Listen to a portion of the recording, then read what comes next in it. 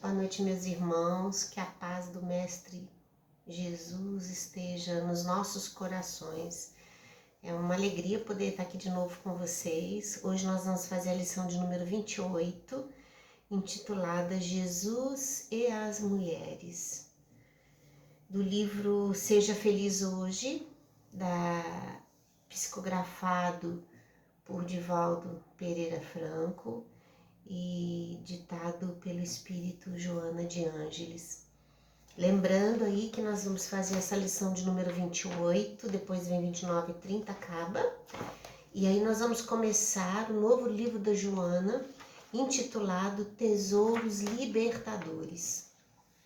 Como eu tenho falado toda semana, para quem ainda não tem a obra, é importante adquirir, porque aqui a gente faz os comentários da lição, mas isso não substitui a leitura organizada, contida, silenciosa, que todos devemos fazer sobre a lição, tentando entender as palavras que a irmã Joana de Ângeles nos traz tão carinhosamente, evocando dentro de nós vibrações fraternais, compreensões das nossas limitações, das nossas dificuldades até, mas sempre nos dando uma palavra de esperança.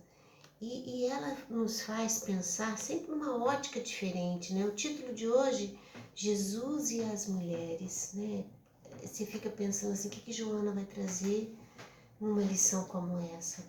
E é muito bonita a descrição do que ela coloca. Ela inicia falando de Jesus enquanto o pacificador, o exemplo das virtudes para nós, o Espírito que vem nos libertar das nossas dores, porque nos ensina que elas têm uma causa e que elas podem ser vencidas.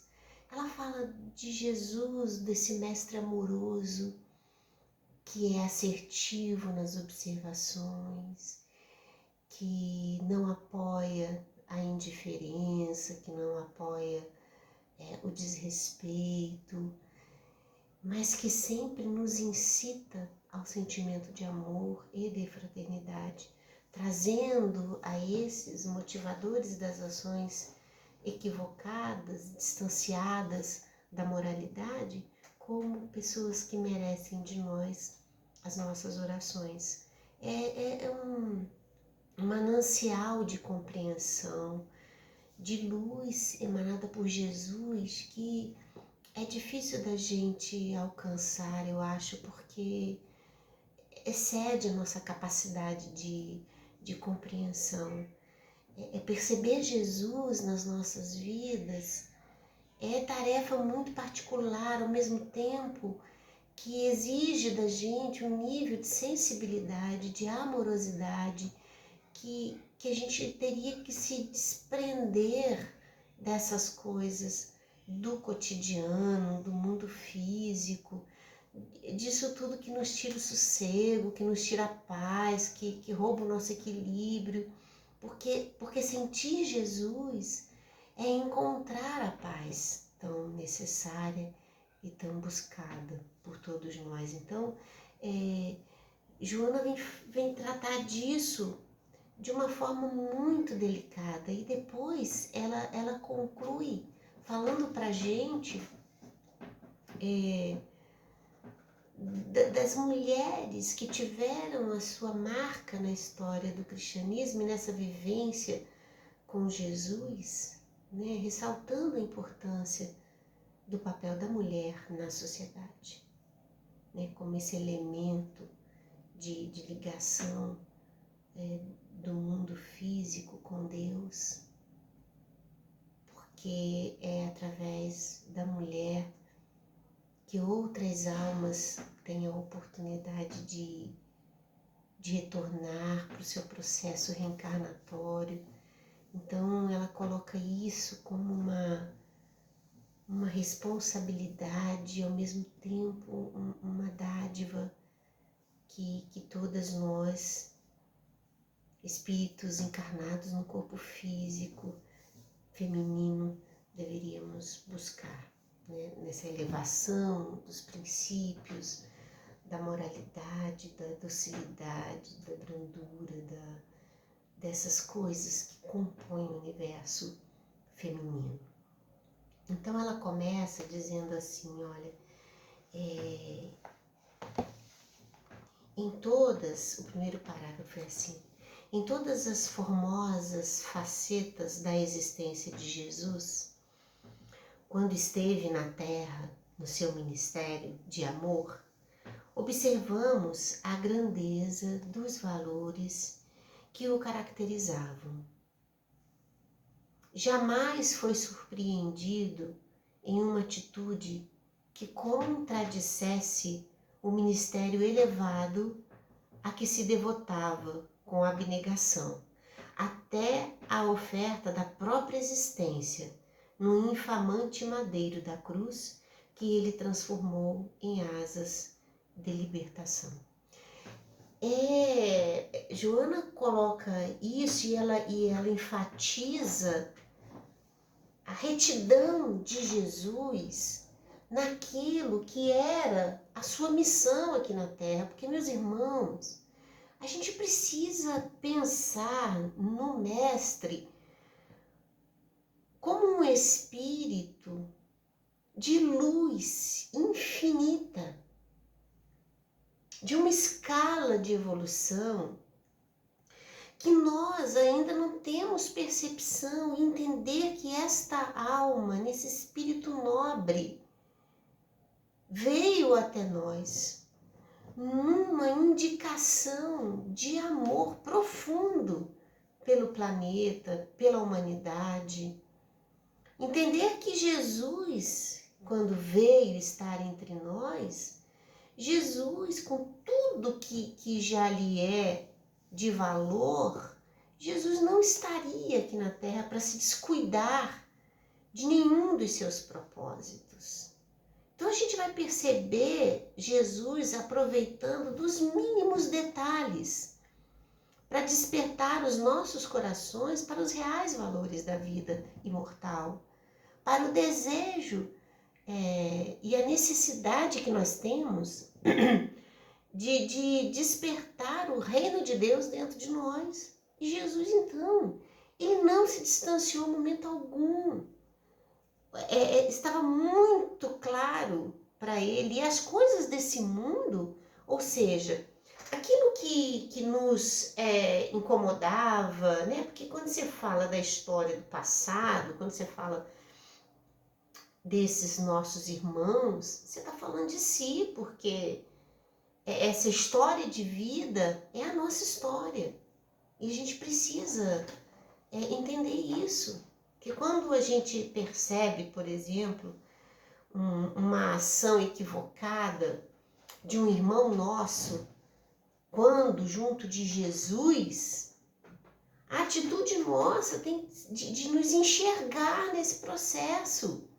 Porque no mundo presente, nós ainda continuamos a cometer delitos parecidos, semelhantes aos que eles cometeram naquela época. Então, quando você narra, por exemplo, a negação de Pedro, quando você narra a atitude de Judas, quando a gente narra a perseguição de Paulo, a gente precisa entender que essas ações tratadas na história, marcadas na história, falam de nós. Porque nós somos ainda assim. Nós ainda temos atitudes assim, né? De dúvida, de perseguição, de intolerância, de medo, de fuga. Então, quando a gente fala deles, a gente está falando de nós. E quando a gente volta para pensar no momento em que Cristo esteve junto da gente, a gente consegue compreender, meus irmãos, que todos aqueles encarnados naquele período, e olha que nós podíamos até fazer parte desse período reencarnatório, a gente não sabe, todos esses, eles tiveram ao mesmo tempo a grandiosidade da presença de Jesus, que emanava uma imensa luz, energia contagiante, magnetizadora, fruto das virtudes que emanavam de Jesus, ao mesmo tempo foi um momento de confronto com eles mesmos, de um confronto cultural, de um confronto de hábitos, de condutas instituídas, né? Que Jesus veio trazer uma nova identidade. Então, Joana começa a dizer para a gente, porque ela vai dizer para a gente aqui que Jesus, ele não compactuava com o erro. Jesus não compactuava com a intolerância. Ele sabia muito bem a sua atitude e o que ele veio nos falar foi do amor imortal, da vida perene, da necessidade que nós temos de nos reconstruir a partir do que já somos para valores mais fortalecidos nas virtudes e principalmente no amor e na caridade. Então ela continua assim, olha, nenhuma palavra, gesto algum constituíram oposição à sua mensagem de amor e de misericórdia, mesmo quando perseguido de maneira pertinaz pelos inimigos do bem. Então, em momento algum, Jesus traiu seus próprios conceitos. As interpretações que às vezes se fazem equivocadas do Cristo é fruto do ego, do orgulho, da vaidade de quem ouve, de quem lê, de quem interpreta. Em Jesus a gente não encontra equívocos, em Jesus a gente não encontra falhas. Não é concebível para o Espírito que é Jesus. Né? Isso é passível para nós. Nós sim. E como? Como a gente comete erro, como a gente comete delitos e faltas, como a gente defende uma ideia e faz errado aquilo que a gente defende, né? Se contradiz nos nossos atos. Jesus não, e ela está sendo firme nisso aqui. Aí ela vem e coloca pra gente, teve a elevação moral de opor-se a todos os preconceitos, filhos da ignorância e do egoísmo, que dominavam a desvairada sociedade de então, perdida nas alucinações do poder e da guerra, como da indiferença pelos pobres e oprimidos. Jesus andava por uma sociedade de famintos, de aflitos, da ausência de tudo, de tudo. Era opressor e oprimidos. E Jesus via isso tudo. E Jesus não polemizava, Jesus não gerava contenda, mas ele era assertivo no ensinamento de que só o amor construía e que deveríamos todos respeitar uns aos outros, não fazer para o outro aquilo que a gente não gostaria que fosse feito conosco. A mensagem de Jesus era de amor e de misericórdia, de docilidade, de apaziguamento, sempre estendendo as mãos, sempre afagando as dores, acalmando, aliviando, curando. Essa era a mensagem de Jesus. Os campos abandonados e as cidades abarrotadas de mendigos e de infelizes de toda a ordem demonstravam decadência da administração do país, vítima da submissão a Roma, que elegia os seus governantes. Concomitante à revolta e o dissabor, alucinavam os mais fracos que tentavam reagir a essas circunstâncias inditosas, silenciados por castigos atrozes, prisões irreparáveis e morte impiedosa. A história nos mostra muito disso, porque aqueles que não se submetem, né, aqueles que têm o espírito em revolta, em angústia, tentavam se debater contra as ordens, né, contra a hegemonia de Roma, a cobrança dos impostos, né? E quando isso acontecia, ou seja, quando essa superioridade, vamos dizer assim, ela era afetada, aqueles que faziam isso, ou seja, os chamados insubmissos, eles sofriam vítimas de dores, de violência, de mortes violentas. Era para silenciar mesmo, para calar, para que todo mundo se submetesse àquilo que as ordens de Roma vinha e trazia. Então não havia diálogo, não havia possibilidades de conversar, de se entender, e nem um olhar condescendente com a miséria humana. Isso não havia naquela época, né? Hoje, veja bem, se hoje a gente ainda não tem comportamentos assim na nossa sociedade.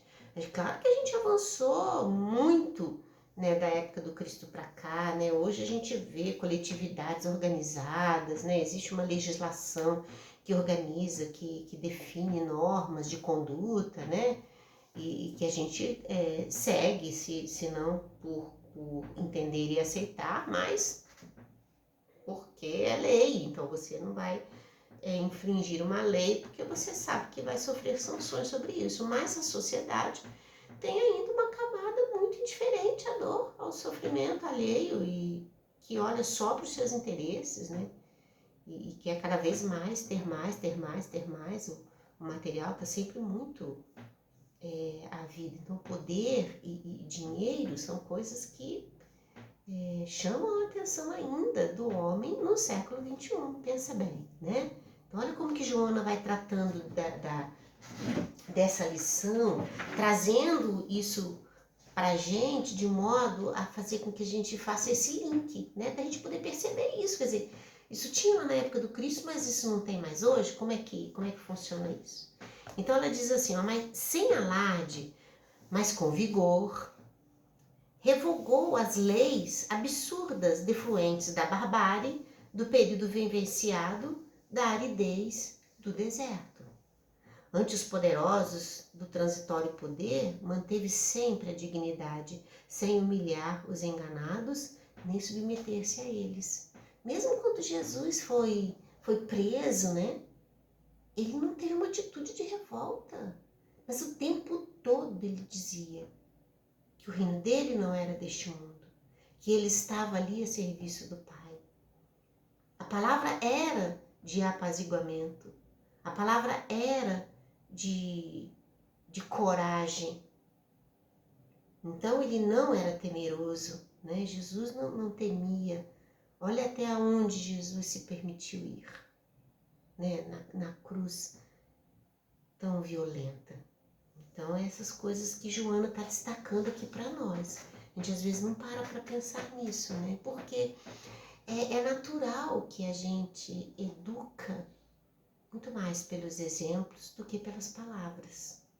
Então Jesus tentou trazer os seus ensinamentos numa linguagem própria da época. Usou muitas parábolas para contar, para as narrativas, para isso se tornar mais fácil.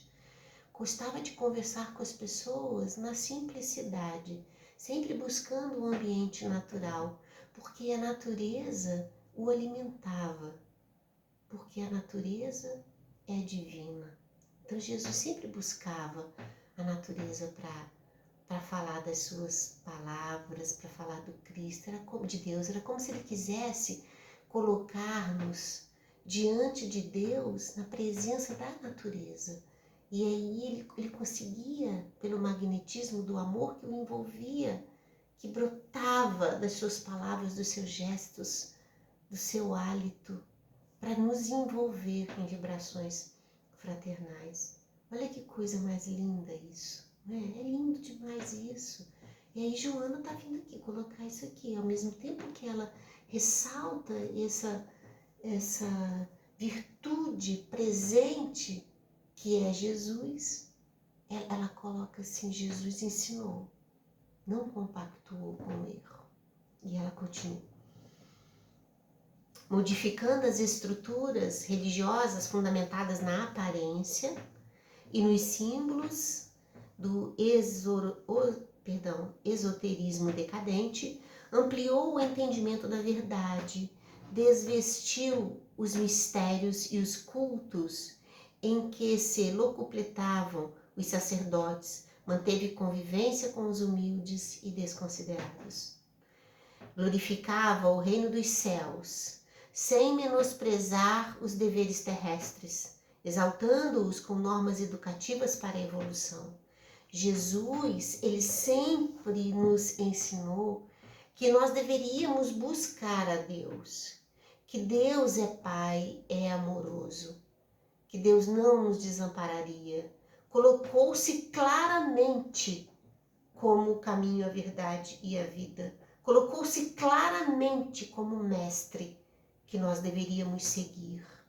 Mas ao mesmo tempo que fala da assertividade disso, diz ao guardião lá de Roma que era necessário dar a César o que era de César e a Deus o que é de Deus. Dizia-nos a necessidade que nós tínhamos de cumprir com nossas obrigações num mundo material, porque encarnado nós estamos, encarnado nós estávamos. Então Jesus nos diz das obrigações que o mundo físico nos imputa e que nós deveríamos ser os obreiros do Senhor neste mundo material, que nós deveríamos ser os condutores da palavra cristã aonde nós estivéssemos chamados a servir, que nós deveríamos ser os instrumentos da caridade, da perfeição, aonde nós estivéssemos trabalhando, com quem nós estivéssemos ao nosso lado. É aquele que nos estendesse a mão, era esse que nós deveríamos socorrer. Que não havia julgamento, que não haveria uma atitude de julgar, mas sempre a de amar, a de perdoar, a de entender que a vida ela é feita de construção e que quando se constrói junto, no bem, os resultados são muito maiores. Por isso ele reuniu 12 discípulos, por isso ele quis os 12 junto dele, trabalhando no bem. Ele poderia ter feito sozinho, mas ele convidou aqueles que poderiam aprender junto com ele e nos ensinar como que o trabalho coletivo no bem é possível, é necessário, como que a gente constrói nas relações, como que a gente se desenvolve na interação um com o outro, não é? Olha como que é lindo essa vivência dele. Ela coloca assim, olha, sempre expressou misericórdia, mesmo onde a justiça deveria funcionar. Teve a sua atenção dirigida à infância desvalida, à velhice abandonada e às mulheres desrespeitadas. Quando disse, né, deixai vir a mim os pequeninos, porque de tais é o reino dos céus. Olha que interessante essa fala de Jesus, quando a gente fala assim que Jesus não perdia uma oportunidade de ensinar. Oh, meus irmãos, você pensa bem, quando ele coloca isso, da grandiosidade, da profundidade que Jesus está falando. Jesus não podia dizer desse universo de pureza que se assemelha ao universo infantil e que nos faculta a verdadeira vida. Isso seria complexo. Então Jesus traz para a gente a figura da criança que incita em cada um de nós esse gostar, esse querer, esse sorriso, né? Essa docilidade deles, essa pureza deles, para a gente poder ter uma noção, para a gente poder ter uma ideia. Olha o que Jesus faz quando pega ali a moeda da viúva e torna aquilo o óbolo libertador. Olha o que Jesus faz quando aceita o convite do fariseu para ir à sua casa. São coisas que Jesus faz. Olha quando Jesus é indicado por Judas na hora que os guardas vão buscar Jesus. Jesus não corre, Jesus não titubeia. Jesus dá a Judas a decisão de fazer diferente. Ele dá essa oportunidade a Judas naquele instante de fazer diferente. Mas Judas vai e beija a face do Cristo. E as coisas se consomem. E Pedro toma uma atitude violenta, lança da arma, né? E corta a orelha do guarda que ali chegou. E Jesus a restitui. Olha isso, meus irmãos. Isso está muito além do que a gente pode compreender e entender. Mas a gente consegue perceber isso, porque se a gente consegue perceber de uma pessoa tão perfeita, quando fala com a gente sinceramente, a gente consegue perceber as intenções da pessoa, e se são boas, realmente a gente acredita, nos toca o coração, que de lá do Mestre conosco, que de lá de Jesus conosco, né? Ela continua assim, olha,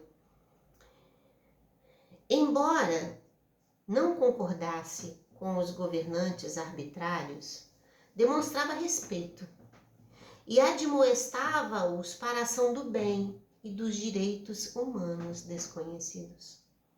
Anunciou a felicidade mediante o trabalho e o culto da fraternidade. Demonstrou que as diferenças das classes sociais são resultados das paixões perturbadoras e que o mais útil é sempre mais importante do que o ocioso dourado. Olha a mensagem de Jesus. Joana está aqui, ó, fazendo a gente pensar nas ações do Cristo, né? Enfatizando para a gente aqui a certeza que o Cristo tinha do que veio fazer. Recusou toda e qualquer homenagem que lhe exaltasse o ego. Transferiu as suas obras grandiosas para Deus. Fez-se servidor, viveu para auxiliar sem limites e sem exceções. Fez-se servidor. Olha essa lição de humildade. Essa lição de humildade que Jesus deixou para todos nós. As suas palavras eram comuns, porém, faziam poderosas e de significado tão profundo que ninguém as pôde repetir conforme ele, as profecias. Como ele a proferia. Jesus é a mais elevada expressão da vida que a humanidade conhece. Ninguém, nem antes dele, nem depois dele, se compara a ele. É tanto amor que deveria sair dos nossos corações para Jesus. Nós deveríamos tanto reconhecer a sua grandeza, reconhecer o seu espírito de renúncia em nosso benefício. Nós jamais deveríamos nos permitir errar outra vez. Nós deveríamos buscar nele sempre o exemplo. Quando a dor chegasse, a gente deveria buscar nele acalmar essa dor. Quando as lágrimas chegassem, a gente deveria buscar nele o lenço para secá-las. Quando a dúvida chegasse, a gente deveria buscar nele o exemplo das atitudes corretas. A gente deveria ser grato imensamente por tudo que Jesus fez por nós e por tudo que Jesus faz por nós. E aí, Joana, nessa lição que ela vem exaltando isso tudo, ela vai falar sobre as mulheres que de um modo ou de outro passaram pela vida do Cristo e que deixaram ali alguma marca na história das narrativas dos apóstolos. Então ela fala assim, olha, foi no entanto, em relação à mulher ultrajada ou que se permitiu perder a dignidade, que a sua ternura atingiu índice de docilidade inabitual entre as criaturas. A mulher era tão subalterna que não se deveria saudá-la em público, apresentar-se fora do lar sem um membro da família acompanhando-a. Joana está colocando para a gente aqui, né? Como que era, o que era permitido para a mulher naquela época. Era de submissão total. a mulher, né, os espíritos encarnados num corpo feminino, não tinham direito à escolha. Era de submissão à vontade masculina. Guiada pelos pais, saía da mão dos pais para a mão do marido. E se junto dos pais tinha que ter uma atitude correta e perfeita, do marido também. Além de ser servil. Então, Joana está colocando a gente agora nesse universo, né? E dizer de que Jesus, com toda a sua assertividade, né? Que propagava o respeito e o amor ao próximo, que propagava o direito de cada um, que propagava o respeito a Deus, que propagava a diferença que deveríamos fazer entre a vida, a verdadeira vida e a vida passageira. Jesus se depara com situações de aviltamento feminino.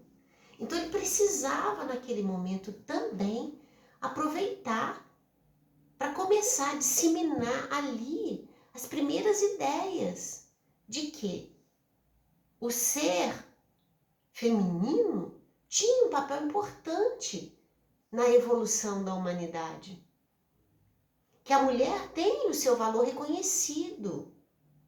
Não como muitos de nós hoje briga numa sociedade como a nossa, que quer igualar homens e mulheres de um ponto de vista tão acirrado, né? Que é muito complexo isso. A que ponto chega certas colocações, certas observações, né? Que tudo que é excessivo, tudo que passa dos limites, né? Isso não é bom. Então, tudo isso tem que ser visto. E em matéria de doutrina espírita, a gente precisa entender essas coisas. Então, ela continua aqui, olha, sem significado social, falando da mulher, e humano, era submetida à humilhação e à sujeição, às penalidades mais absurdas, sempre culpada pelos delitos aos quais fosse empurrada por criaturas inescrupulosas. Então não importava se as situações na qual a mulher era tida por única culpada, contava com o apoio de outros, não importava. Era ela que ia carregar o ônus de todo aquele delito. Na Samaria, detestada pelos judeus, elegeu uma mulher enredada em conflitos e angústias, desrespeitadas em seus sentimentos, sem a honra da maternidade, para desvelar-se-lhe na condição do Messias. Na praça pública, impediu uma sofredora, surpreendida em adultério, ameaçada por pecadores mais graves, e o afastou com uma singela resposta à indagação sórdida que lhe haviam feito. Aquele que estiver sem culpa, atire-lhe a primeira pedra. Olha esta frase de Jesus nesse momento histórico, em que toda a culpa de todos os delitos recaíam sobre ela, e ele estava ali, naquela praça, com aquela multidão, com pedras na mão, e uma mulher totalmente fragilizada, carregando em si uma culpa que a esse ponto, em função de toda essa estrutura, ela talvez acreditasse que fosse só dela mesma. O medo de morrer ali daquela forma, o desespero que aquela mulher estava. Então Jesus a livra desse julgamento humano, porque não cabe a nenhum de nós julgar. Jesus a distancia disso. fala para atirar a pedra aquele que não tivesse nenhum pecado ou tivesse nenhuma culpa, Jesus faz com que o indivíduo tire o olhar da frente e passe a olhar para dentro de si. Então, homens daquela época que ali estavam, não ousaram jogar aquela pedra. Havia muita culpa, havia muito erro, muito delito. Olha que lindo isso. E eles não ousaram fazer. Joana vai. Na residência de Lázaro, em Betânia, convidou Marta a seguir o exemplo de Maria, que se detinha na melhor parte, que era ouvi-lo e viver-lhe os ensinamentos. Essa passagem é muito estudada no Evangelho, né? Porque, olha, agora você veja isso que Joana está colocando aqui. Jesus reconhecia esse papel da mulher nos afazeres da casa, né? Na alegria em receber alguém. Nós que somos mulheres, aí sabemos disso, né? Quando a gente recebe pessoas na nossa casa, a gente quer receber bem. A gente se preocupa com o que vai pôr a mesa, se a mesa está bonita, né? Se as pessoas vão ficar bem. A maioria de nós, né? A maioria de nós, né? Outras nem tanto, né? Não ligam para isso, mas a maioria de nós liga. Que é isso, né? Quando os filhos mais velhos vêm, então, eu tô nessa fase. Os filhos vêm aqui, aí eu quero fazer tudo que eles gostam, né? A gente tem essa preocupação. E aí Jesus está lá diante de Marta e de Maria, mas ele fala para Marta, né, que ela deveria seguir o exemplo da Maria. Por quê? Porque ele não ia perder a oportunidade de dizer que aquilo que ele estava falando, a mensagem que ele estava deixando, que aquilo era infinitamente mais importante que os afazeres da casa, que aquilo que a Marta estava fazendo. Não que não tivesse valor o que ela fazia, mas é preciso saber separar. E ele não ia perder a oportunidade de fazer isso. Então ele fala com respeito, ele recebe com carinho, mas ele convida ela ao banquete verdadeiro. Né? Olha que lindo isso. Para escândalo de Simão e dos seus convidados, aceitou a demonstração pública do bálsamo perfumado que uma mulher lhe ofereceu e lavou os seus pés, enxugando-o com seus cabelos, sem receio dos comentários e críticas mordazes. Isso aqui é uma outra coisa assim que você veja só, a mulher, ela era submissa a ponto de não se apresentar, de não se mostrar, de não assumir a frente de nada. E de repente esta mulher chega, lava ali o Jesus, os pés de Jesus, ela se abaixa ali e seca os pés de Jesus com o cabelo. A própria atitude dela, num contexto desse, de tanta humilhação que a mulher sofria, né? De falta de identidade, isso já incomodou quem estava perto, né? Porque como que ela ousa, né, transpor esse momento aqui, que está cheio de homens aqui, ela fazer um negócio desse, né? E como que Jesus acolhe isso de maneira dócil, aceitando aquela demonstração de carinho e de dor, gente. Por quê? O aproximar dela é um aproximar de dor, é de quem reconhecia ali a presença de Deus. Era de quem reconhecia que ele era realmente o enviado de Deus. E a sua atitude foi uma atitude de humildade, foi de submissão ao Cristo. Olha que lindo isso.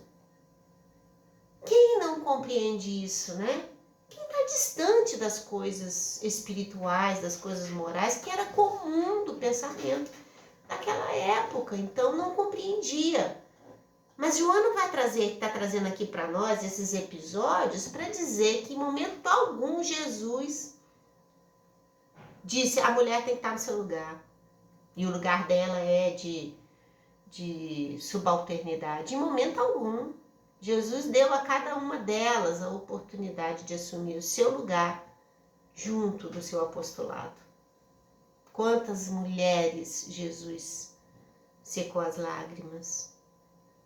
Quantos filhos ele cuidou, trazendo alegria para esses lares. Elas tinham sede desse aconchego cristão. Elas tinham sede desse reconhecimento. Elas tinham fome dessa paz que Jesus transmitia, vinda de um homem, de quem elas estavam, da classe masculina, de quem elas só recebiam ordens, de quem elas tinham que ser submissas às vontades, né, de quem elas tinham que obedecer. Ela recebe de Jesus, essa figura masculina, uma atitude de misericórdia e de amor como elas nunca experimentaram na vida dela. Jesus dá à mulher o seu verdadeiro valor. E aí Joana continua. E por causa desses sentimentos inabituais, estava sempre cercado pelas mulheres. Que é isso que eu estou falando para vocês. Que Jesus emanava uma energia de pureza, de amor. Então, as mulheres o rodeavam, procuravam ele, porque queriam beber, né, se alimentar dessa fonte de pureza e de amor. E por causa desses sentimentos inabituais, estava sempre cercado pelas mulheres que, sob o seu tutorado, não temiam a nada ou a ninguém e o seguiam com fidelidade. Elas se engajavam de força e de coragem. Jesus inspirava nelas isso. Foi o primeiro psicoterapeuta a atendê-las e a reabilitá-las. Ele sabia que a mulher, pela sua constituição orgânica e hormônios, é a força na qual a humanidade se apoia. Sem demérito para os homens. A maternidade que a sublima é o ponto de partida para a exaltação da vida e a glória estelar no mundo. Todos nós, meus irmãos, todos nós, sem exceção, todos nós, precisamos de um ventre feminino para voltar. E aí vocês vão falar, mas a ciência, né? A ciência. Mas nada se compara a essa incubadora tão perfeita, humana, de um calor incomparável, de um afeto indestrutível, que nasce no ventre da mulher. Nada se compara. Estimulando-a, Joana continua, estimulando-a a libertar-se da escravidão, apontou-lhe o caminho austero e livre do amor e da abnegação, para erguer a Deus todas as criaturas. Hoje, no entanto, com as exceções respeitáveis, ei-las, as mulheres, escravas mais submissas das dissoluções, dos crimes de toda espécie, esquecidas dos santos compromissos maternais, da responsabilidade, competindo com alguns homens vis em semelhantes degradações. Os degraus da ascensão que as elevaram pareceram ruir, derrubando as imprevidentes, qual ocorreu com as noivas invigilantes da sua parábola. Ele permanece, no entanto, o mesmo, auxiliando-as a todas que o busquem, que se encontrem mergulhadas na aflição, no desencanto e no arrependimento. Quando a mulher se reerguer, disposta à conquista da plenitude, Jesus a estará aguardando e sorrindo lhe dirá: bem-aventurada, servidora do Pai, fiel criadora com Ele, fiel co-criadora com Ele. A fala da Joana, que termina essa frase, ela exalta o trabalho aqui da maternidade, porque, como eu estava colocando para nós nascemos de um ventre feminino. Essa é a missão mais grandiosa do trabalho da mulher na face da terra. E quando quando Joana coloca aqui que nós, mulheres, somos co-criadoras com Deus, ela está colocando aqui que Deus nos deu a vida. Deus nos sustenta nessa vida. A maternidade, ela dá o corpo físico para o espírito criado por Deus habitar. Coloca na mulher mãe, a tarefa de amar e zelar pelos seus filhos, de cuidar com todo o amor. E se existe um amor que a gente pode dizer que nos dá a noção